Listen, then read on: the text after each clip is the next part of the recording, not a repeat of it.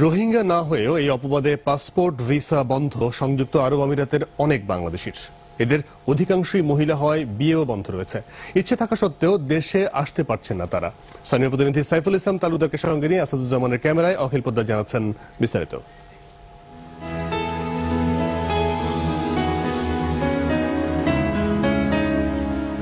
1956 সালের পর থেকে বিভিন্ন সময়ে মক্কা নগরীর উদ্দেশ্যে রওনা হয়ে চট্টগ্রাম আর কক্সবাজারের অনেক বাঙালি স্থায়ীভাবে থেকে যান আরব আমিরাতে।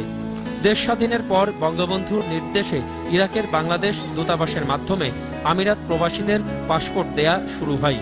পরবর্তী সময়ে এই প্রক্রিয়া বন্ধ হওয়ায় বিপাকে সেখানকার বাঙালি পরিবার।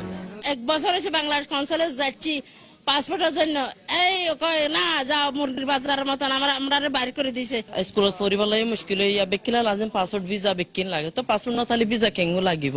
পাসপোর্ট আসবে কিছু নাই, আর তো হনিকে নাইও মাইয়া ফাদনুয়া এই নলে স্কুলের দিনে হারে পাসপোর্ট নাই রে। পাসপোর্ট এখন কনসুলেট দিতেছে না, বলছে তোমরা যে বার্মাইয়া, আসলে আমরা না বার্মাইয়া না। অধ্যক্ষ ওসমান সরোয়ার রাষ্ট্রদূত থাকতে পাসপোর্ট সমস্যার অনেকটাই সমাধান হয়েছিল।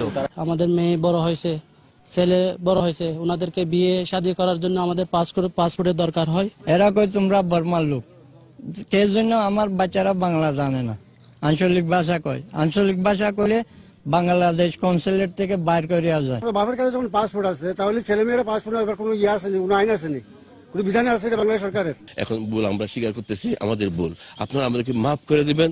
যারা প্রবাসী জীবনে আমরা দুবাইতে আসি, মেহরবানি করে আল্লাহর ওয়াস্তে সরকারের কাছে আবেদন করতেছি, কনসুলেট জেনারেলের কাছে আবেদন করতেছি, যারা আমরা অরিজিনাল বাংলাদেশের মধ্যে আসি তাদেরকে পাসপোর্টটা। রোহিঙ্গা ইস্যু ও বাঙালিদের পাসপোর্টের বিষয়টি গুরুত্ব দিয়ে দেখার কথা বলেন কনসাল জেনারেল। যতদিন তারা অবৈধভাবে অবস্থান করছেন তার জন্য একটা জরিমানা ধার্য হচ্ছে, প্রতিদিন সেটি ক্রমান্বয়ে বৃদ্ধি পাচ্ছে।